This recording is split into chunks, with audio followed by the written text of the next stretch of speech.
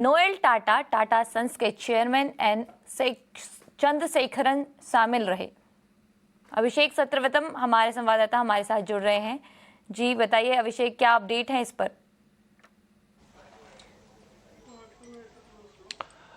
रक्षा, देखिए, देश का इतना बड़ा कॉरपोरेट घराना है, 156 साल का इतिहास है और 400 से ज़्यादा कंपनियां हैं, 30 लिस्टेड हैं, 100 से ज़्यादा देशों में कारोबार है। तो हमारे देश की इकोनॉमी में टाटा ग्रुप का योगदान काफ़ी अहम रहा है। लेकिन काफ़ी दुर्भाग्य की बात है कि रतन टाटा की पहली पुण्यतिथि से पहले टाटा ग्रुप के अंदर, टाटा ट्रस्ट के अंदर विवाद की, मनमुटाव की खबरें आई हैं और ऐसी मीडिया रिपोर्ट्स आ रही हैं कि दो धड़े बन गए हैं।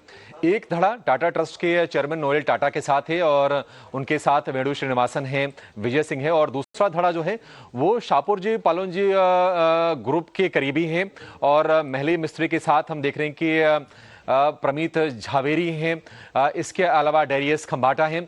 तो कुछ लोग उनके साथ हैं और इसके चलते टाटा ग्रुप में विवाद की स्थिति बन गई है। और हम देख रहे हैं कि तनातन ये है कि डायरेक्टर्स की नियुक्ति कौन करेगा, अब ये मुद्दा है। अब इस मुद्दे को लेकर कल हमने देखा कि टाटा ग्रुप का जो टॉप जो लीडरशिप था, जो टाटा ट्रस्ट का, इनफैक्ट वो पहुंचा सरकार के पास और कल बैठक हुई है गृह मंत्री अमित शाह और वित्त मंत्री निर्मला सीतारमण के साथ। तो मुद्दा ये रहा है कि इस चीज को कैसे सुलझाया जाए। सरकार भी चाहती है कि ये जो विवाद है ज्यादा ना बढ़े और कंपनी के कारोबार पर, कंपनी के कामकाज पर असर ना बढ़े, क्योंकि ये सिर्फ कंपनी से जुड़ा मामला नहीं है। इतनी बड़ी कंपनी, इतना बड़ा एम्प्लॉयर जो है, ये देश की ग्रोथ स्टोरी से, देश की इकोनॉमी से सीधे तौर पर जुड़ा हुआ है। तो थोड़ी बातचीत हुई है, देखते हैं कि आगे क्या समाधान निकलता है। सरकार अपने दखल से क्या कुछ कहती है, क्योंकि अभी सरकार की तरफ से या फिर टाटा ट्रस्ट की तरफ से कोई स्टेटमेंट आया नहीं है। देखिए, टाटा ट्रस्ट जो है ये गवर्न करती है टाटा सन्स को और टाटा सन्स में टाटा ट्रस्ट की जो हिस्सेदारी है वो है 66%। टाटा सन्स जो है टाटा ग्रुप के तमाम कंपनीज के लिए होल्डिंग कंपनी के तौर पर काम करती है। लेकिन एक मुद्दा ये भी है और शायद इस पर चर्चा हुई हो, क्योंकि टाटा सन्स की लिस्टिंग का भी मामला है और आरबीआई ने इसको 3 साल पहले अपर लेयर एनबीएफसी का दर्जा दिया था और यह कहा था कि सेबी के नियमों के तहत अब इनको 3 साल में लिस्ट कराना पड़ेगा, जिसकी डेडलाइन थी सितंबर 2025 तक, यानी कि पिछले महीने तक।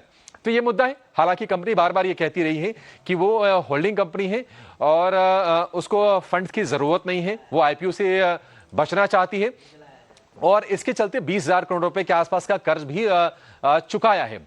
तो ये एक मुद्दा है। लेकिन अब ये जो कंपनी के अंदर जो विवाद चल रहा है टाटा ट्रस्ट में, टाटा ग्रुप पर ओनरशिप को लेकर ये जो विवाद है, इससे परेशानी निश्चित तौर पर बढ़ी है और जो तमाम जो शेयर धारक हैं, तमाम जो इन्वेस्टर्स हैं, जो टाटा ग्रुप से जुड़े हैं, जो एम्प्लॉयर्स हैं, उनको भी चीज परेशान कर रही है और सरकार ने इसमें दखल दिया है।